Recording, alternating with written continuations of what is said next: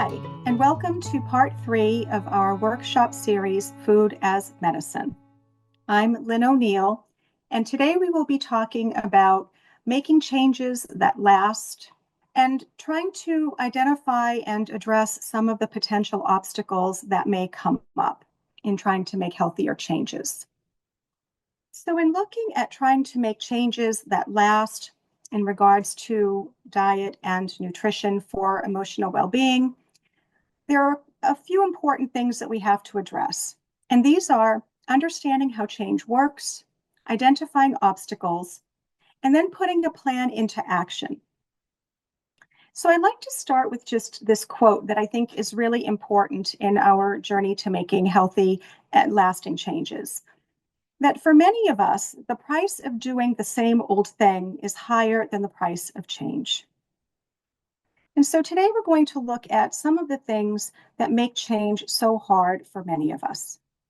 And when we do that, we're really going to look at 3 general categories that most obstacles fall under. Those are habits, emotions, and environment. So looking at habits, I just want to go through kind of a rough definition of what each of these categories entails. So habits, to begin, are thoughts, emotions, and behaviors that are driven by past experience with enough frequency that they actually become these ingrained patterns that are very hard for us to break out of. Oftentimes, these habits that we have formed are subconscious, and we're not even actually aware of them until we start paying attention. But the thing about habits, too, is that they really do influence our worldviews, and they impact the choices and behaviors that we make every day. The second big category of potential barriers to growth and positive change are emotions. Your emotions can be either positive or negative, but they can also be triggered, particularly negative emotions when we're feeling uncomfortable or unsupported in some way. And when that does happen, oftentimes the only relief that we can find is to fall back into what is familiar. And I have found that to certainly be true when it comes to making dietary changes. Many of us will quote unquote stress eat to deal with challenges that arise. A lot of us do use food as a coping mechanism. The comfort food industry wouldn't be what it is if that were not true. And the third category of barriers that we'll look at today is environment. The environment includes our surroundings, both physical as well as the conditions in which all of us live. And these might include immediate people and places such as, family, community, and work. But environment also includes the larger culture that we all live in. And that larger environment constantly is sending us messages about what we should and also shouldn't be eating. Now, sometimes the information we're getting, in fact, many times the information we're getting is actually not accurate. And we're going to talk a little bit about that today. So one of the most important things we can do when we're looking at trying to make positive changes is to know thyself, right? To know what our own particular habits and tendencies are, to understand the emotions that we experience in our daily lives and when we're trying to make changes, and to use that information moving forward to try to do things differently in the future. And there are a few tools that I like to use with the clients that I work with, and this is one of them. It's called a food and mood journal. I'm only showing you the food page, but the mood page is exactly the same. It's just a different color. And what I ask folks to do is to track for a period of time what they are eating for at least 1 week, or ideally 2 if they're willing and able to do that. Everything that they're eating for breakfast, lunch, dinner, and snacks. Then the second page of this, which again, you can't see, but there is a second page where I ask them to do the exact same thing, but instead of listing their diet, I'm asking them to list what their mood was like during that same time period of either 1 week or 2 weeks. And the hope is that By doing this, we can look at how the moods that we're experiencing may be corresponding to the foods that we're eating or also not eating, right? This is a tool that helps us to really see more clearly what our habits are that when it comes to nutrition. Now, one thing I like to reinforce with folks when they are starting to think about making healthier choices is that change is a process. It is not an event. It doesn't happen in a moment. And even understanding our habits better doesn't necessarily mean that change is going to come easier. What that does mean is that we have more information at our disposal as we're trying to establish healthier eating habits and coming up with a plan that we hope will be more effective.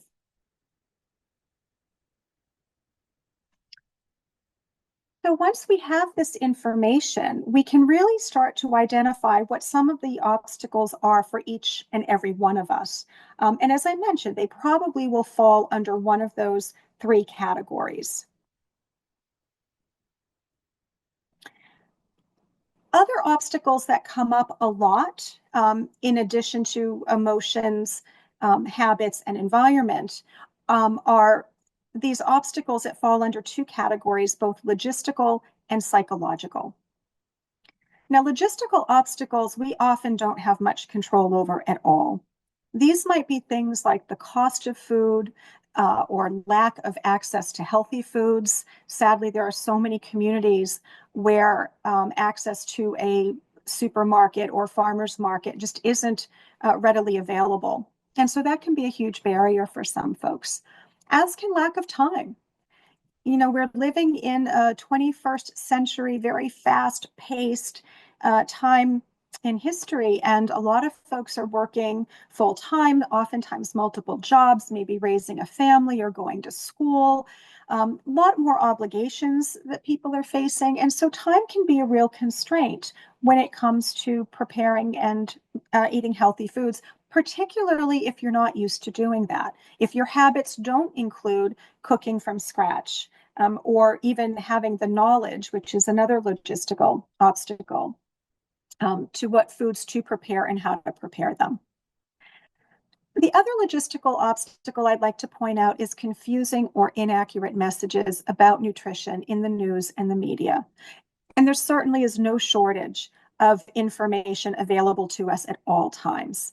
And so one of the things we'll talk a little bit more about in a moment is just how do we know which sources of information are accurate and reliable and believable, and which we can maybe look at with more skepticism or just put aside altogether. But then there's psychological obstacles. And it's not that these are not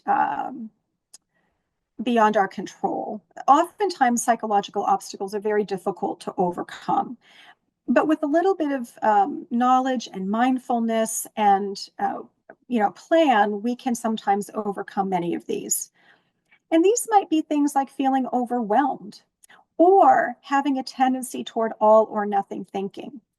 Now, what I mean by all or nothing thinking is I need to change everything right now. And if I am not successful at that, then my diet failed. I also want to point out that when I use the word diet, I'm not talking about a trend or fad. I'm talking about a healthy pattern of eating. Diet in its truest form of the definition of a healthy pattern of eating. Well, I guess it could be unhealthy as well. It's a pattern of eating. If we're trying to make healthier choices and we fall off the wagon, we slip, we have a pastry or a dessert or something we were trying to stay away from, that doesn't mean that the entire plan has failed. It just means that you had a little blip and you get back on the horse and you try again the next day. There's a wonderful expression that Alcoholics Anonymous uses, which I think is very appropriate for making dietary changes as well. And that is that relapse is part of recovery. In our case, we're talking about recovering from unhealthy eating habits. And there are going to be times when we're going to relapse and we're going to fall back into those old patterns. But that doesn't mean that we throw the baby out with the bathwater. It just means that we start again the next day. Another psychological barrier could be just fear of the unknown or of trying something different. I work with a lot of individuals who really were not raised eating healthy foods, and they might say things like, well, I hate vegetables, I don't eat them. When we do a little more exploration, what we find is maybe they don't hate all vegetables. Maybe there are a few that they do like, so we'll use that as a starting point. But they may also be unaware of what a variety of vegetables are out there available to be eaten because they've just never encountered them. And so sometimes we can start doing a little exploration there to see if that fear of the unknown and trying something different might be a way to overcome that barrier. Now, this is just a little snapshot of some statistics that came out of a survey that the U.S. Department of Agriculture put out to recipients of SNAP benefits. And they were asking about whether people experienced barriers to eating healthy or not, and if so, what they were. And interestingly, 88% of respondents reported that they face challenges to eating a healthy diet. And of those respondents, of those 88% of people surveyed, 61% reported that the cost of food is a significant barrier. The next most common obstacle that folks identified was having enough time to prepare meals from scratch. Very closely followed by transportation to the grocery store being a barrier, not having transportation. So the next category of obstacle kind of goes along with that, distance to the supermarket. Also, knowledge about healthy foods, physical disability or limitations might get in the way, and also things like food storage. Now, that sounds or might sound funny to some people, but I've got to tell you, I've worked with a lot of folks who are housing insecure, who might be living in a shelter or a rooming house or even a vehicle, sadly. And those folks don't have access to adequate food storage. And so eating fresh, healthy foods is a real barrier. So trying to figure out ways to address those obstacles can be a real challenge. And then the last two areas that folks identified were just having appropriate kitchen equipment and having the skills to prepare foods from scratch. So if any of these sound like familiar obstacles that you might be dealing with, you are certainly not alone. And we're going to talk about most of these in the remainder of our workshop today. Let's break this down a little bit by category. And these are just some helpful suggestions if you're finding that cost is a significant barrier to eating healthy. So some things we can do are shopping for sales. Most supermarkets still put out a paper newspaper every week. I know I get it in my mailbox on Wednesdays, and it lists the sales coming up for the next upcoming week. Also, if you don't receive that paper copy in the mail, most of the supermarkets will have online versions of that flyer that lets you know what they have on sale for the week. So with a little bit of planning, you can make a good shopping list and shop for sale items. Clipping coupons follows that same idea. You can also try buying in bulk. Even if you don't have a membership to a store like BJ's or Costco, a lot of supermarkets do sell products in bulk these days, and that can be a really handy technique to use. As can planning meals. We're going to talk much more about that in a couple of slides, coming up in a couple of slides. There are also food pantries and more affordable grocery stores available. I know some folks tend to go to more expensive stores like a Whole Foods or a Trader Joe's, when in fact there might be more affordable options available in their communities if they're able to get there. Shopping with a list can help tremendously. If you know what you want when you go to the supermarket, you can go straight to those aisles and avoid impulse purchases. And speaking of impulse purchases, there is no single factor that I have found in my work doing this than shopping while hungry. That is one of the biggest obstacles people have to sticking to a budget and a shopping list. If you're hungry, oftentimes we're tempted by the foods that give immediate taste satisfaction oftentimes at the expense of making the healthier purchase. Lack of access, if that is an issue that you're dealing with, you can try to do a little research to know what local supports and services might be available in your community. There are agencies, organizations, food pantries, farmers markets, a whole host of options for many people in their communities. And so you can always check in with your local city hall to see what's available. If you're an older adult, you can check in with the senior centers and council on aging. You could even go to libraries. Librarians are a wonderful source of information. Knowing what transportation options are available. If there's anything beyond public transportation that you might be able to utilize, that would be great. Or you could also partner with a friend, relative, or neighbor to try to do your shopping together if you yourself don't drive. Now, lack of time, this is a bit trickier. Many of us are just feeling really overextended and feeling like there just isn't time to cook. What I will say is that I have found when folks make a real concerted effort to build in time to do some healthier food prep, it does become easier over time. It becomes a habit. It takes a little while for new behaviors to become habits, but it is possible. And if this is something that you're trying to do to build more time in, one of the things that is really helpful is to set aside time once or maybe twice a week where you're just preparing your foods that you want to eat for the week. This is primarily true with things like dinner. Because what you can do is you can cook in larger quantities, freeze portions of what you've made, and then put the rest in the refrigerator. And this, in the long run, actually ends up saving you time. So even though there's a little bit of more upfront time for the preparation, I think it more than evens out over the course of the week when you get home from work and you don't have to even think about cooking from scratch. You can just take something out of the refrigerator or the freezer. Planning meals to have leftovers can also be incredibly useful, as can using those leftovers to make secondary meals. And we're going to talk about that. I'm actually going to do a demonstration of what I mean by that next week.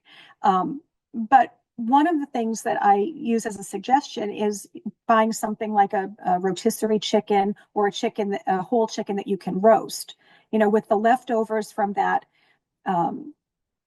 meal, you can make chicken salad, and then you can use the bones and scraps of leftover chicken for perhaps a chicken soup, if in fact you eat meat, poultry. But that is one main food item that can be used to make 3 separate meals. And then another thing that can help manage the lack of time is to involve a friend or family member in the cooking process so that it feels like less of a chore. And you're adding that social component where you can really kind of focus more on the quality of the visit and preparing the food together. And it might feel more enjoyable if you're not used to it. Lack of knowledge is certainly a problem for many folks. So I will always recommend getting some education, whether that's through taking a course like this one or talking to your doctor or a nutritionist. You can also refer to trusted sources. And can be tricky because it's hard to know sometimes which sources are trustworthy or not. But librarians can be a wonderful source of information and can really help you get to those valuable and reputable sites, books, magazines, etc. If you are looking for reliable information on the internet, what I will say is that most universities and health institutions, like medical places like the Mayo Clinic, will have online nutrition information available. And any medical or educational institution you can count on to be a very reputable source, as can places like the Centers for Disease Control, the National Institutes of Health. Confusing or inaccurate messages about nutrition, this is where education becomes even more important. So as you're learning yourself and trying to become better educated, talk to the people, the professionals in your communities, at your medical provider offices, your libraries, your websites. Pick their brains, draw from their knowledge as you're building your own. The other thing is that there are quite a few very, very good documentaries out there that you can stream on a whole host of platforms, everything from YouTube to Netflix to Amazon Prime, probably others as well. So if you put in nutrition documentaries, you will probably get a whole host of them. And I have found that for the most part, they're very good sources of information. In terms of psychological obstacles, if you're feeling really overwhelmed even by the thought of change, I would just say take your time and give yourself permission to make changes gradually. Don't try to do it all at once. That for most people does not work. It's one of the main reasons why so many people's New Year's resolutions don't succeed. It's because they go into it thinking, okay, on December 31st, I'm going to go from doing this thing that I've been doing most of my life. And then on January 1st, I'm just going to change everything. And that oftentimes doesn't work. And we have seen that statistically. I think people tend to give up on their New Year's resolutions within the first 2 months. It can also be really helpful to enlist the support of a friend or family member for continued motivation. When you're feeling like you need a pep talk or you're just having a hard time, have somebody that you think will be able to keep you motivated and encouraged. And tell people what you're planning to do. Because if part of your environment is being with people that maybe um, like to eat out or are themselves not trying to eat healthy, if they are aware that you are trying to make changes, they might be much more likely to support you and to try to make healthier suggestions when you're planning social gatherings and get-togethers. If you struggle with all or nothing thinking, just try to be try to be reasonable with yourself and set small, manageable goals. Remember that even small changes can make a big difference. You have to start somewhere. And over time, those small changes can really add up to big lifestyle changes with really important impact.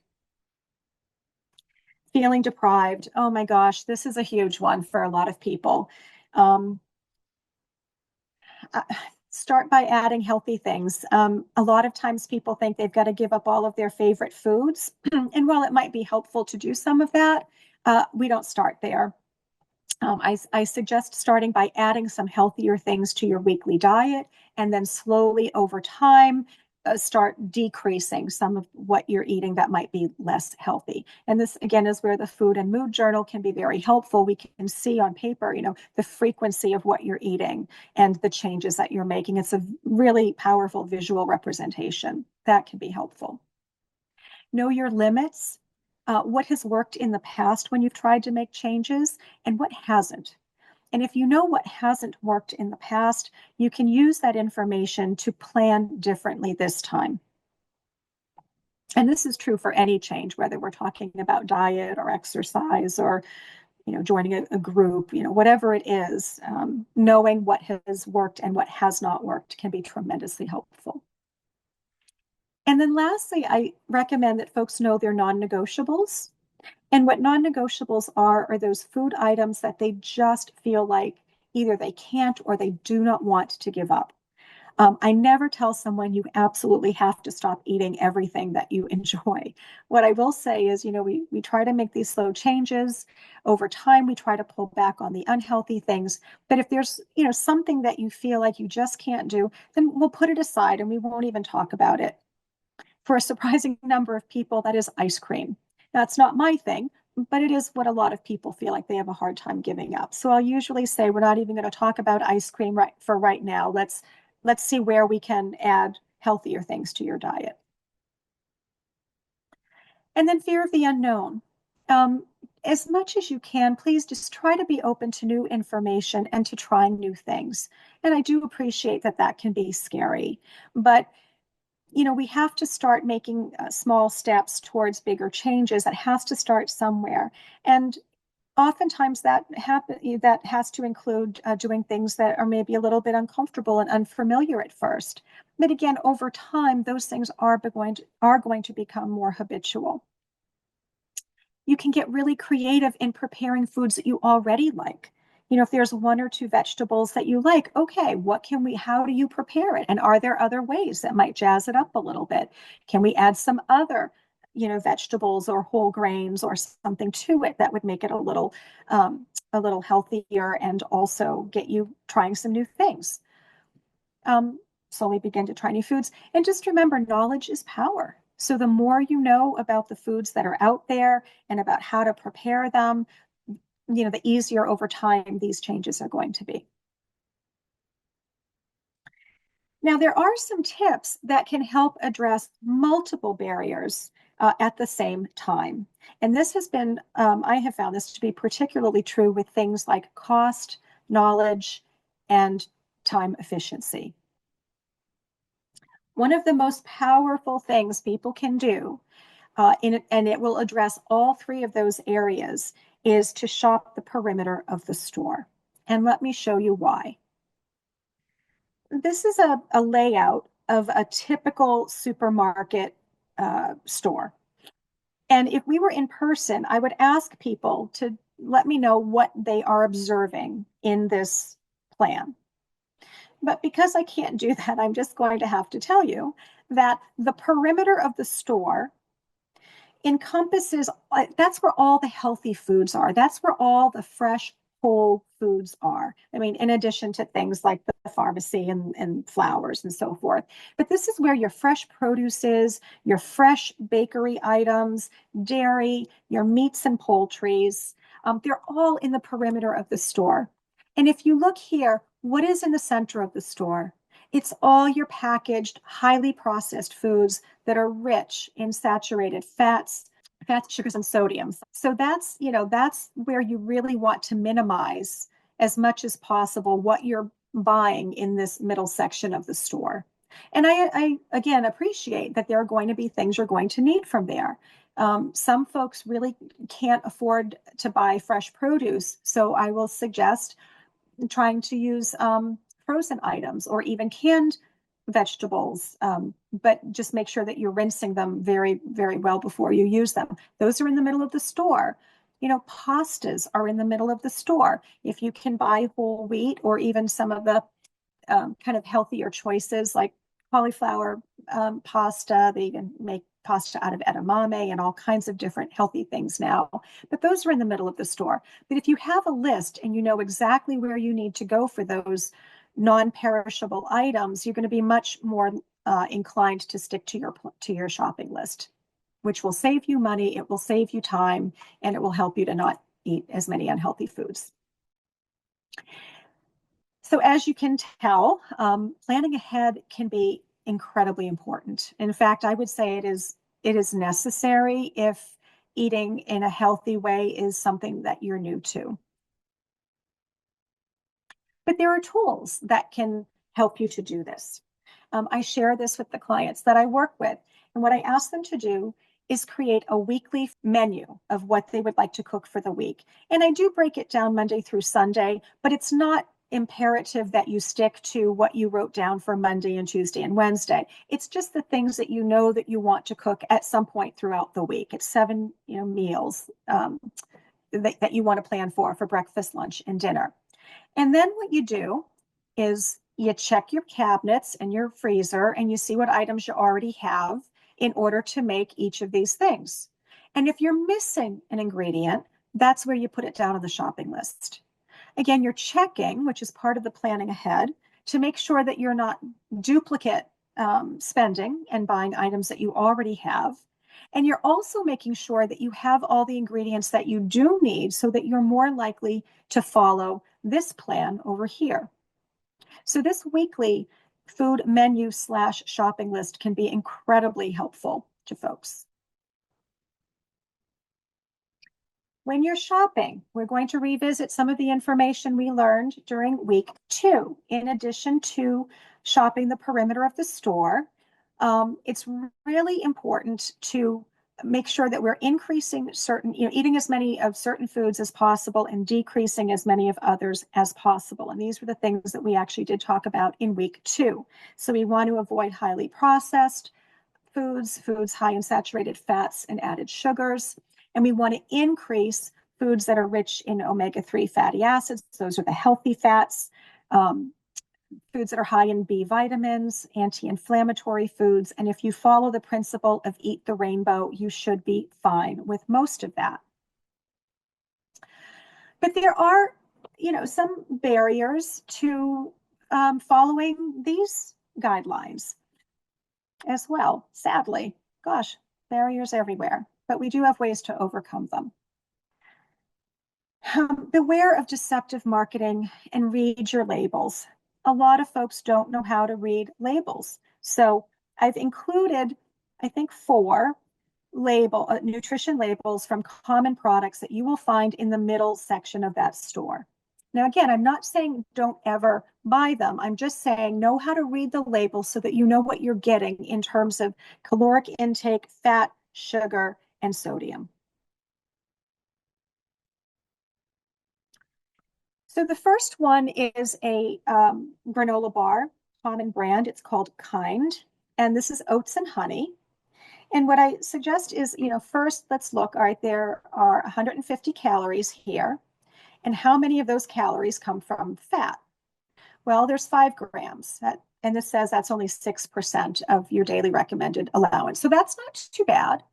And then if you look at how that fat content is broken down, we want to see either 0 or very low numbers for saturated fat and trans fat, right? Those are the unhealthy fats. Your polyunsaturated and monounsaturated, those are okay. I mean, you don't want excessively high numbers, but those are more the healthy fats. These are the ones you want to minimize, the saturated and trans fats.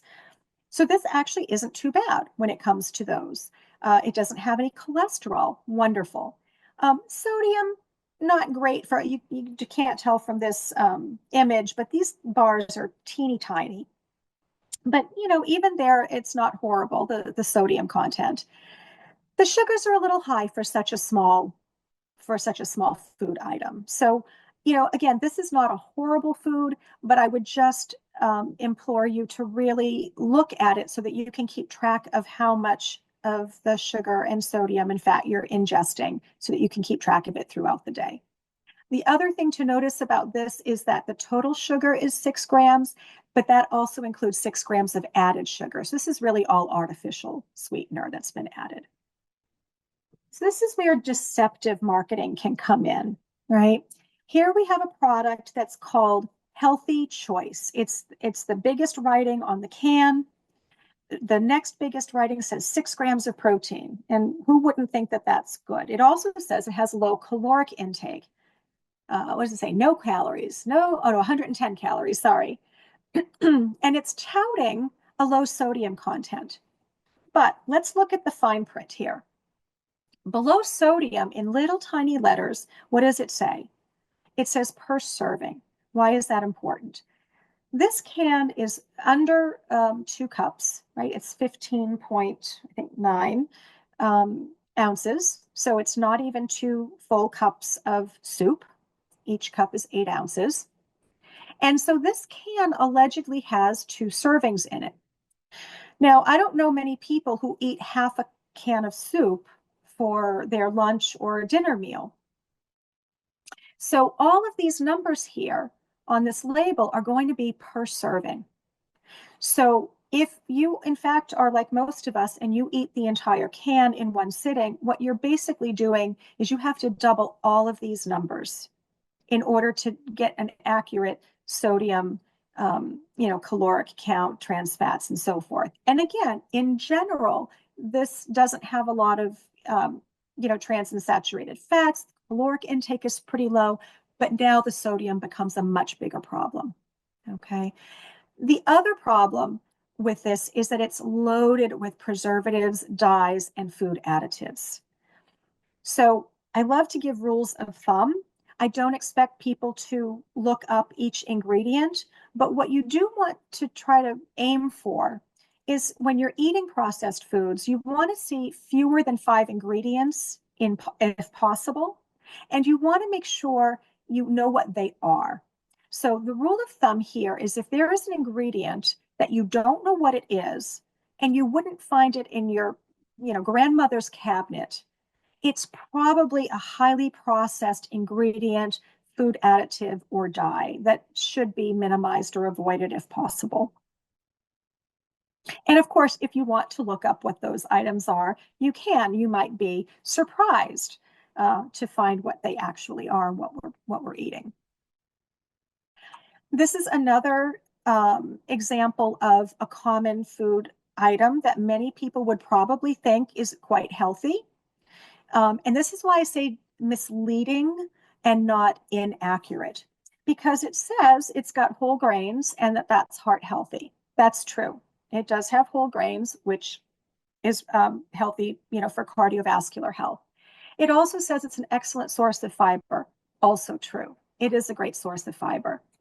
What it doesn't highlight here is, again, the serving size, 1 cup. 1 cup is quite small.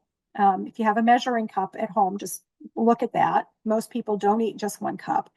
They also aren't including what is going to happen to that nutritional value once they add milk. Okay, so if we look at this label, it thankfully tells us what the dry cup of cereal would be, which most of us don't eat. And then it tells us what happens to those same nutritional values when we add 3/4 of a cup of skim milk. Now, again, skim milk, not 1 or 2% or whole milk. So as you can see here, the numbers go up exponentially, right? And so something that we thought, in fact, was quite healthy is actually exceeding, for many of us, our entire sugar intake for the day, just in 1 cup of cereal with skim milk. So again, I'm not going to say don't eat Raisin Bran. I'm going to say be aware of what is in the food that you're eating and putting into your body, and to keep track of what the levels are so that you're not, to the best of your ability, exceeding what is recommended. And the last label that I want to look at is deli meat. This particular deli meat comes in a pre-sliced package that you can also find in the refrigerated section. It's not in the deli, but it's in the refrigerated section. And it is also labeled as a healthy organic product.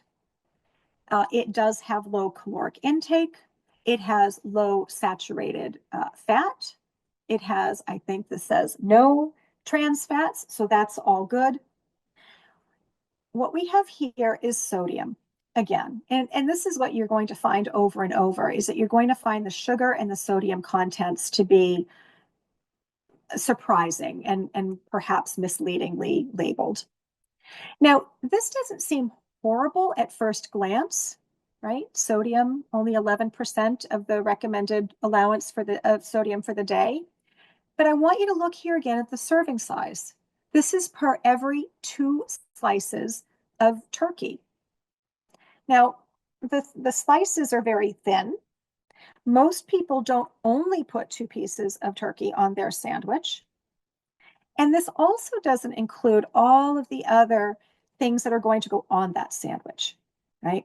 Are you putting cheese? Are you going to be using mustard or mayonnaise or some other item? Are you using white bread or whole wheat bread or something in between, right? So suddenly this thing that seems relatively healthy and that tells us it's healthy, organic, and will keep you thin and trim may not actually do so.